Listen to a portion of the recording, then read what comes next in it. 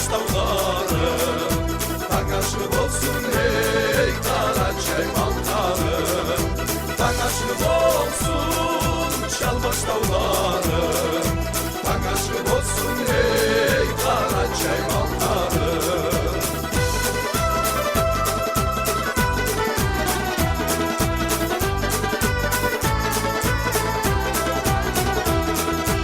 Avluana acılamasınlar, sadile açu sınamasınlar. Tangaşlık olsun Gökten dağları, tangaşlık olsun hey Karaçay mantarı.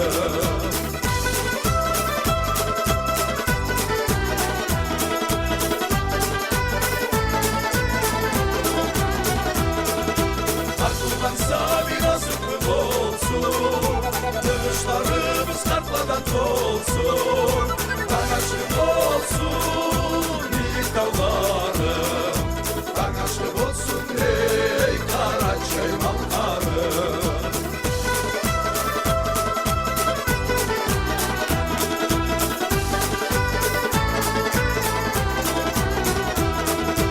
Yaşlar kızlara yarın gülünüz, kıvançlı olsun bugün gününüz.